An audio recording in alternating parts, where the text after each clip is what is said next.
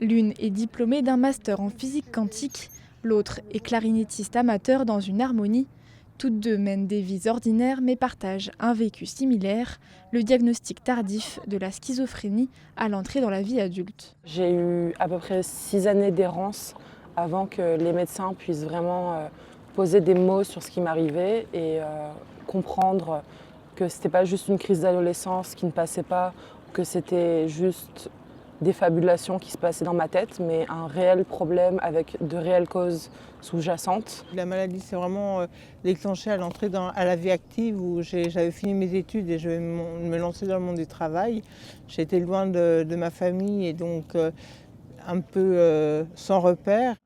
Bien que rétablie, Anastasia et Noémie continuent de prendre des médicaments tous les jours.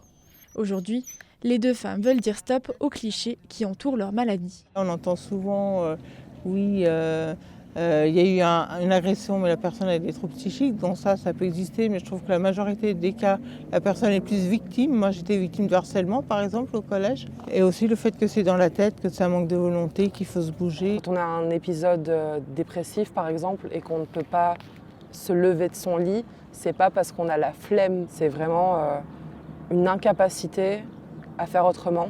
Cette stigmatisation s'étend également dans le corps médical. 70% des médecins généralistes considèrent encore les patients dangereux, provoquant ainsi un retard conséquent sur le diagnostic, mais aussi une moins bonne prise en charge. Je venais consulter parce que je n'arrivais plus à poser le pied par terre. Parce que j'avais des douleurs dans les lombaires et dans le bassin qui irradiaient toute ma jambe gauche. Et l'hôpital, les médecins ont jugé que non, c'était dans ma tête, que j'exagérais les douleurs et que c'était probablement juste une sciatique qui allait passer d'elle-même. Résultat, il a été confirmé presque un mois plus tard que j'avais une fracture du bassin. Mettre fin à ces clichés, c'est le cheval de bataille d'Anne Leroy, dont le fils souffrait également de ce trouble. Elle a créé il y a 20 ans l'association Positive Minders.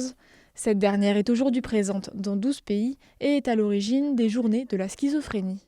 Elles ont été créées pour que les gens osent prononcer le nom de la maladie, déstigmatiser la maladie, mais par une communication positive et par des événements qui sont décalés. Par exemple, cette année, c'est sur les faits divers qu'a joué l'association avec les faits ordinaires, publiés dans le journal Libération. Un schizophrène s'introduit dans l'appartement d'une femme avec une scie et lui fabrique un placard sur mesure en moins de 2 heures. Et un autre, c'est des morceaux d'un compositeur disparu retrouvés au domicile d'un schizophrène. Waouh!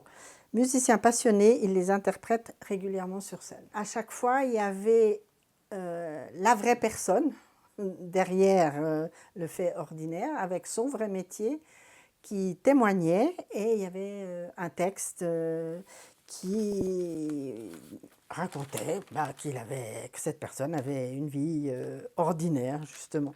Une maladie mal connue des Français qui sont près de 78% à associer schizophrénie et dangerosité, alors qu'on estime qu'une personne sur 100 est touchée par ce trouble psychiatrique.